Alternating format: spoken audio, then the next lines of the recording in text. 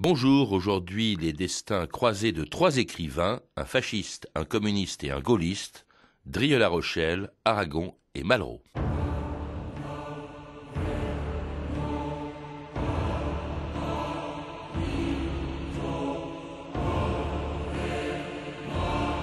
C'est peu vivre de ne faire qu'un personnage. Maurice Barrès.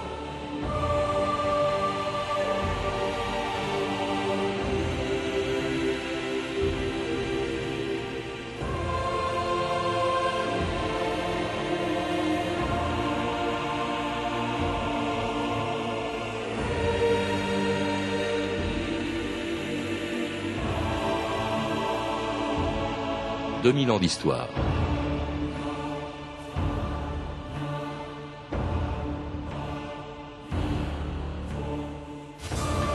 C'est une amitié comme on en a rarement vu dans l'histoire littéraire, celle qui, au début du XXe siècle, a rapproché trois écrivains qui, comme Barrès qu'ils admiraient, voulaient vivre plusieurs vies en une seule.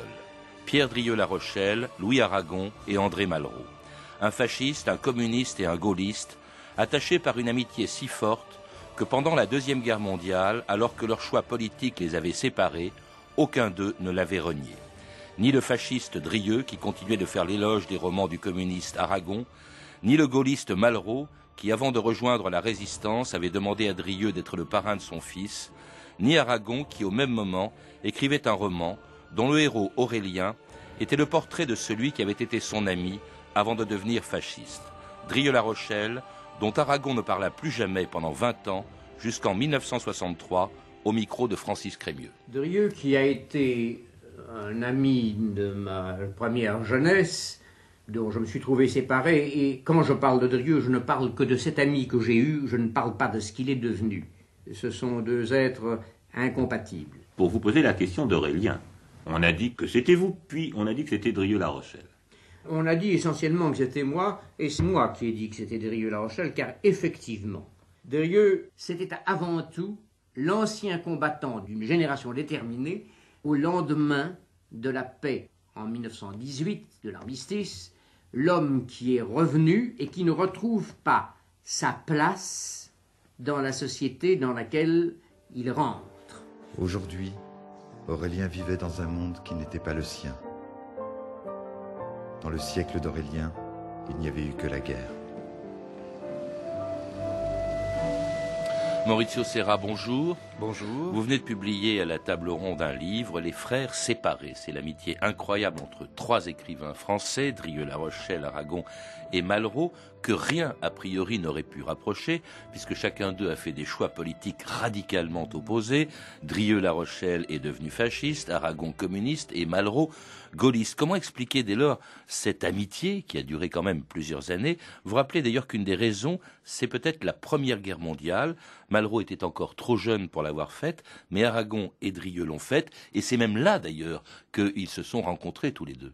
Oui, alors il y a certainement, comme vous l'évoquez, une part qui tient à l'histoire de cette génération et qui n'est pas unique au cas d'Aragon et de Drieux-La Rochelle, mais qui certainement joue énormément, et c'est le grand renversement de rôle, même par rapport à la génération précédente, que la guerre comporte pour des jeunes qui l'ont faite et qui sont entrés, bien sûr, la Première Guerre, avec l'idée d'avoir été en quelque mesure trahis par leurs aînés et d'être laissés seuls dans un monde qui ne leur offre pas des débouchés clairs et évidents dans leurs choix individuels et collectifs. Donc, le problème de la guerre se noue à une grande tension, une grande haine vis-à-vis de la société bourgeoise qui les a envoyés à cette guerre. Alors ça, beaucoup d'écrivains l'ont fait, sans devenir pour autant amis, sans faire les choix que tous les trois ont fait. Il y a un point qu'ils ont tous les trois en commun aussi, vous le rappelez, c'est une enfance assez comparable, une enfance sans père et même sans véritable famille, si bien que on pourrait croire que plus tard, ils se sépareront d'ailleurs à cause de ça, ils chercheront un père dans des dirigeants politiques ou une famille dans les partis politiques auxquels ils vont adhérer, Maurizio Serra. Oui, tout à fait. Il y a une absence du père qui est marquante, qui est très forte. Le père, au sens, si l'on veut, classique et traditionnel d'un rôle fort qui soit une référence pour le mâle. Et de ce point de vue-là, il y a également un côté de recherche de la virilité subtilité qui s'opère dans les choix politiques et idéologiques, de chacun, jusque, dans le cas de Drieux, aux pires extrémités. Alors il y a ça, et puis alors il y a justement ces familles qu'ils retrouveront, mais la première des familles dans laquelle on va trouver Aragon et Drieux, c'est celle des surréalistes d'André Breton, où on les retrouve tous les deux, donc Aragon et Drieux, et qui sont à l'origine d'un pamphlet provocateur qui avait fait scandale en son temps, écrit contre un écrivain célèbre qui venait de mourir en 1924, Anatole France. On écoute André Breton en parler 28 ans plus tard, en 1952. France représentait le prototype de tout ce que nous pouvions exécrer. Cette baudruche s'est si parfaitement dégonflée depuis lors qu'il est aujourd'hui difficile d'imaginer les fureurs que purent soulever ces 4 pages qui réunissaient des textes d'Aragon, de Drieux-La Rochelle, d'Éluard et de moi. Selon Camille Mauclerc, Aragon et moi nous appartenions au genre des fous furieux. Si vous permettez, ce pamphlet nous est également connu par une phrase qui devait bien gêner Aragon, son auteur, quelques années plus tard. Celle par laquelle il a voulu faire justice de France, le littérateur que salue à la fois le tapir Maurras et Moscou la gâteuse. Et oui, en 1924, Aragon pouvait parler de Moscou la gâteuse, car il n'avait pas encore adhéré au Parti communiste, mais il était avec Drieux, avec Breton, avec Éluard, on l'a entendu Breton le rappeler, dans ce mouvement surréaliste, et à l'origine de ce pamphlet qui a fait un scandale en 1924, Mauricio Serra. Oui, mais vous savez, Patrice Gélinet, je crois que cela tient au fait que le surréalisme représente la première grande réponse esthétique et politique au sens de la vie des individus à la crise de l'histoire de la génération qui est sortie de la guerre. Quand d'autres choix idéologiques plus forts, plus structurés au sens de les formations politiques, comme le communisme qui est derrière la porte, prendront la relève, alors Breton deviendra, lui, l'homme qui s'éloigne par rapport à ces nouvelles possibilités. Alors, cela dit, cette amitié entre Aragon et Drieux, bientôt avec Malraux, ce n'est pas seulement, elle ne se passe pas uniquement dans les librairies ou dans les cercles littéraires, c'est une amitié vraiment de tous les jours, de toutes les nuits, on les voit, vous en parlez tout le temps, Mauricio Serra, constamment vivre un peu la vie des dandys de l'après-guerre, c'est ça aussi qu'ils ont en commun, on les voit régulièrement, même partager des femmes, ils vont régulièrement dans les bordels, on dit même qu'il y a eu une aventure homosexuelle entre Aragon et Drieux. Oui, cette aventure a fait le sujet de beaucoup d'histoires et d'évocations. Je pense quand même qu'elle a eu un rôle, quelles qu'en soient les dimensions réelles, fugitif. Ce qui est important... Fugitif, je dis, tentative de gymnastique, pas tout à fait orthodoxe, oui, c'est voilà. écrit Aragon. Oui. Voilà. Ils étaient un peu sous. Oui, ce que je pense par contre, c'est que leur vie n'était pas austère et qu'il y avait même un refus de l'austérité et de ceux qui, derrière l'austérité, pouvaient être l'hypocrisie des parents. Rappelons le père d'Aragon, préfet, grand personnage de la Troisième République et qui avait une ou plusieurs vies secrètes. Alors à ce moment-là, c'était de la part de ces jeunes une tentative de se libérer. Il y a quelque chose d'ailleurs qu'on peut, vu que c'est le moment où on peut évoquer mai 68 dans tout cela.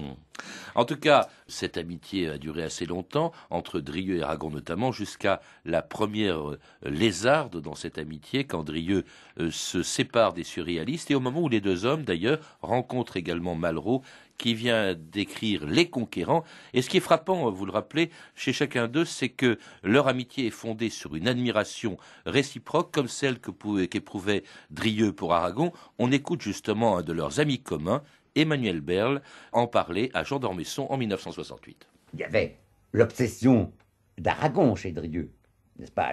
Ça a été sa grande admiration littéraire a été Aragon. Il s'est considéré comme en dette avec Aragon à raison du talent qu'Aragon manifestait. C'était d'ailleurs même assez beau. Et puis, il y avait chez Drieux une générosité naturelle que je n'ai presque pu rencontrer. J'ai été impressionné par l'exubérance de la joie de Drieux quand il a lu Les Conquérants. Il se tapait les cuisses et disait « Ah, le petit copain !» n'est-ce pas? Et la même joie, il l'avait eue en lisant Le Libertinage d'Aragon.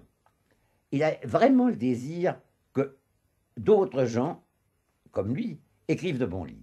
Contrairement à ce qui se passe souvent dans le milieu littéraire, Mauricio Serra, il n'y avait pas de jalousie entre Aragon, Drieux et Malraux. Il y a même une admiration réciproque, on vient de l'entendre. Dans la bouche d'Emmanuel Berle. Oui, et justement, évoquons au passage cette personnalité extraordinaire. Je vous remercie vraiment d'avoir choisi ce passage d'Emmanuel Berle, qui est un homme qui a dans les moments les plus difficiles, maintenu. J'ai beaucoup appris, je n'ai pas pu le rencontrer, mais en lisant ce qu'il disait vraiment, ayant été un témoin privilégié de cette amitié sans jalousie, et de cette amitié et de cet amour au sens propre, qui passe par-delà les clivages idéologiques les plus évidents, les plus bigots, qui ont endigué des personnalités moins fortes que ces trois auteurs, et j'oserais dire même forte, même dans les camps où chacun s'était placé. Ils avaient d'ailleurs un style un peu comparable, les trois hommes. C'est peut-être ça aussi qui les a rapprochés. Oui, c'est également... L'amitié aussi que vous évoquez, l'amitié, l'admiration pour Barrès. Oui, c'est un style qui part d'une sorte de reconquête esthétique par rapport à la dimension plus immédiate, plus frustre de la réalité. Donc c'est un style qui est au début non réaliste, qui devient de plus en plus cassant et de plus en plus économe en passant aux œuvres majeures, et qui effectivement a des ressemblances extraordinaires. Alors une amitié en tout cas qui s'est achevée en 1928 en ce qui concerne Aragon et Drieux, moins pour des raisons politiques d'ailleurs, elles existent, que pour une histoire de femme, dites-vous Mauricio Serra. Oui, je pense que la rupture, la première grande séparation est une histoire d'amour dépité, donc de difficulté à s'entendre. C'est le propre d'ailleurs de ce genre d'amitié amoureuse, si l'on veut, qui puisse déboucher sur un problème de ce genre. Mais certainement, à partir des années 30, c'est alors là l'idéologie et l'histoire qui rattrape ces personnages, et c'est pour la raison pour laquelle il m'intéresse à partir de ce moment-là de les voir vraiment face aux grands enjeux de l'histoire. Déchirés comme beaucoup d'écrivains entre les deux grands totalitarismes de l'entre-deux-guerres, c'est-à-dire le communisme et puis le fascisme. Alors, Aragon adhère au parti communiste à cause d'une femme d'ailleurs aussi. Quelles sont les raisons? Il y a Elsa Triolet qui le pousse justement dans les bras du communisme. Il n'y a pas que ça dans l'adhésion d'Aragon qui va provoquer sa rupture avec Drieux. Mais je crois qu'Aragon adhère à un parti et adhère à une femme en même temps. C'est-à-dire il y a une monogamie existentielle et idéologique qui deviennent très fortes. Il est passé par la crise de la phase de l'infini, c'est-à-dire un moment où il n'a pu libérer complètement toutes les forces qui étaient en lui. Il en a eu peut-être peur. C'est le moment de rupture avec ce que le surréalisme représentait. Et il entre vraiment un peu au couvent, c'est-à-dire il s'oblige à une grande discipline qui durera des décennies d'ailleurs, qui bien après la guerre. Au PC, oui. Et qui est une double fidélité au PC et à l'idée du PC, à Elsa et à l'idée d'Elsa. C'est à peu près unique, je crois. Il y cherchait une famille des Picasso en parlant de l'adhésion d'Aragon au PC. Oui, je pense qu'il y avait de cela. Il y avait certainement le besoin d'avoir dont il avait été privé dans son enfance, mais également peut-être quelque chose de plus. Le fait qu'il y avait un rôle qui lui était réservé, qui à ce moment-là ne pouvait appartenir qu'à lui. Alors une famille auprès de laquelle Aragon va retrouver André Malraux, surtout au moment de la guerre d'Espagne dans laquelle les deux hommes allaient s'engager, Malraux dans les brigades internationales et Aragon à Paris pour y demander l'intervention de la France. C'est parce que nous ne voulons pas voir la France avoir le sort de l'Espagne que nous pensons qu'il faut s'unir. Et nous espérons, nous croyons d'ailleurs profondément que notre exemple tout naturel sera contagieux et que les hommes qui ont les destinées politiques de notre pays entre les mains le comprendront. André Malraux. Pendant des jours, pendant des mois, nous n'avons pas eu autre chose à faire que d'organiser la discipline révolutionnaire. J'ai vu le sol commencer à trembler sous un autre grondement sourd qui se répétait et qui était l'arrivée des premières brigades internationales et des premiers régiments véritablement organisés d'Espagne.